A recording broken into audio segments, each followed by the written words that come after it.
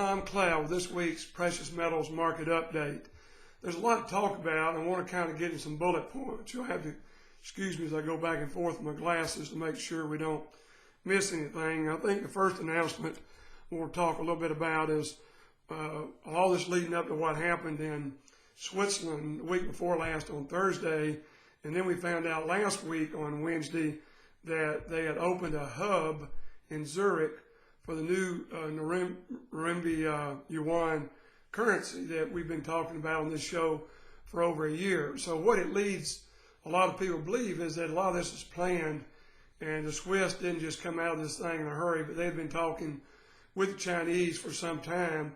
So they left the security of the euro and now have moved to the security of the yuan in the future, as they've already opened this exchange in Zurich, which is mind-boggling when you think about it, that a country that small, but that fiscal responsibility strong, meaning money strong, had already made who they want to align themselves with in the long term. So this is very exciting for us to follow, to see what Switzerland's doing.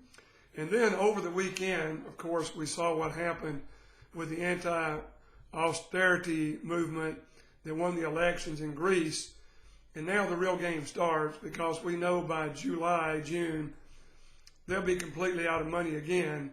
And what will happen when Germany, the leader of the EU has to come in and decide how much money to give them in quantitative easing right after we've already had quantitative easing in the euro as a whole. But now we're going to go back and specifically look at Greece. This is going to be unbelievable when this comes up. It's going to be something we had to watch very closely. I want to look and make sure, how long, one of the notes I have is how long will the Germans put up with this austerity, and how long will they allow the Greece to continue to get money. And we'll know this summer as that comes. At the same time, we've just seen the euro going to quantitative easing to the tune of 60 billion US dollars a month. And the one thing that we'll talk about a little later, but I want to mention here right away, is if you're in Europe right now and the euro is going down just like the US dollar did from 2000 to 2012, you're making money like crazy in precious metals. So it's bringing new buyers in and continuing to move physical metals from the west to the east, even though you don't technically call England the east, that is going in that direction. So they went up 11.4% so far this month, while the U.S., we're up around 8% in gold in U.S. dollars, while they're up 11.4% in the euro. So they're going to continue to buy and put money, and you're going to continue to see new investors moving into gold. And as I said last week, and I'll say again later, is U.S. is the cheapest place to buy gold based on premiums, and that's only going to get worse as it goes along, and at some point you'll see the premiums explode in the U.S. I want to move forward now to what with the Federal Open Market Committee meeting on Tuesday and Wednesday of this week. It's going to be very, very interesting to watch and see if there's any talk. With the dollar going up, it kills our exports and it makes unemployment actually go up. History tells us when the dollar goes up, because our exports become so expensive, no one wants to buy them, so we're not very competitive. So it's very important that we watch and get what kind of comes out of this. Will we still be talking about raising interest rates later in the year as we were late last year? And then, of course, with the strength of the dollar, all that quit early this year, and it could quit again. We could see remarks by the Fed, by Yellen on Wednesday, saying that we may not have an interest rate hike all of 2016, which 15 and into 16, which would not at all surprise me. But we're going to watch this very carefully when her remarks come out on Wednesday. That moves markets on the short term, but certainly not on the long term. So I want to continue to remind you about that. And also, one of the big news events over the past few days coming out of the biblical aspect of the end times is Bill Gates now promoting a digital currency and third world currencies. And I don't think there's anybody that follows this subject, and I'm not talking about biblically, but I'm talking about economically, that has always said that the first thing would happen when we would get to a cashless society is they would start in third world countries because these people would be excited to have a currency, especially if they were getting some free money from it as an experimentation to see how it would work. So now you have Bill Gates pushing for a third world cashless society as the, whatever you want to call it, the clock on the coming or the rapture of the church from this earth has moved closer with this event. And certainly we're going to see more and more about the cashless society and in the Christian world, the mark of the beast, as we go forward. What's happened to gold? The gold is at a 5.5 month high last week when it hit 1307. It has pulled back a little bit as I record this on Monday. But we're also looking at a 2.5 month uptrend, which is very important. And all the moving averages, we're moving into positive territory. And man, what about the people that have given buy signals on gold in the past 10 days? We've seen Clive Maude, who's got an excellent record as a timer. Sean Goldsmith with the group of Steve Sugarroot at Daily Wealth and Porter Stansberry's family of newsletters that's highly followed. I think they're now the world's largest distributors of newsletters, counting everything under their umbrella. But to see all these buy signals come out, you can bet there's going to be quite a run in gold. And I'll repeat what I did last week. Mark Faber, much respected economist out of Hong Kong, has predicted a 30% minimum jump for gold. And of course, as we get toward the end of the year, and all the Christians that have read the mystery of the Shemitah, they're always asking me how to spell it. It's Shemitah.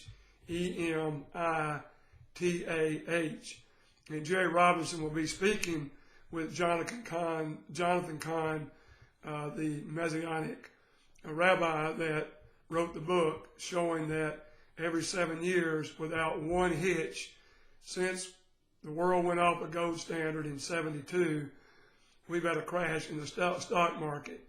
Just a reminder from God that He is in control, and gold is money in His world as it was for 6,000 years before 1973, 1972. Gold became nothing except a traded commodity and not money that paper money was a receipt for. You could still take it in and get your gold back in physical gold. So I urge all of you, I'm not saying it's going to happen. That's in God's time frame, not mine. But certainly anybody that holds one share of stock would be crazy not to read the mystery of the Shemitah. And you spell that Shemitah. But I would urge you very strongly to read that before we get to the fall of the year. Not to say that the stock market couldn't crash earlier or that it will crash at all. But certainly you as an investor need to look at that and certainly be aware of it. But once again, I'm seeing all the money managers I deal with moving asset allocation up in metals 5 or 10% higher than they already had allocated. And I do feel that we're going to have a tremendous year in all the metals. And with silver up over 16% so far this year, and we're still like 10% getting back to mining cost. To me, that is a certainty over the next few weeks. And in the first quarter, we will see silver get back in and above mining cost. And silver's top is unlimited. And with all this quantitative easing going on in Europe to keep them out of recession, and we know what's coming for Greece later this summer, it's going to be money just piling on top of money. And one funny story, I was introduced the other day by one of the real old guys in the business. I didn't know how to take that, but I really took it. It made me stop and think. You got to think that we're in an industry that only started in 1973, when Americans could buy gold and put it in their portfolio. And I started this company 3 years later. And to think in 1976, I was doing this, and I was at a very young age. I was in my 20s when I started the company. And to think now, and I do see all my old friends either retired or passed away that I started with in this industry. So I really take it as a compliment to say this is one of the really old guys in the gold industry. And I've been in the physical side of it 99% the whole time. We did do some options and futures back in the early days, in the early 1980s.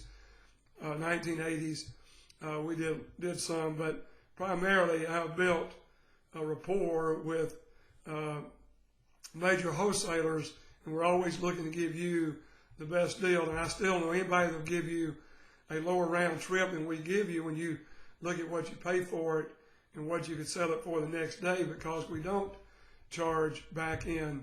And on top of that, we pay the shipping and insurance, which even cuts our profit down more. But it is important for me, for someone that does this out of love for people, and because I believe what God has me doing. I really believe that is my calling with all my heart. So all of you out there, if you haven't bought precious metals, give us a call, and we'll happy to discuss it with you, Dan or Kathleen here in my office. But you can reach us at 800-247-2812. That's 800-247-2812. Or certainly if you want a precious metals IRA, we can help you set that up. So just ask us how you can have physical precious metals in your IRA, and we can walk you through that. And we're continuing to see people move out of rare coins and the collectible, because in my opinion, you want physical metals and not collectible items. And certainly the track record has proved that over the last 14 years. So let's continue to watch this closely, and we'll continue to do this each week and hopefully educate you. If you have any questions, give us a call. With this week's Precious Metals Market Update, this is Tom Cloud signing out.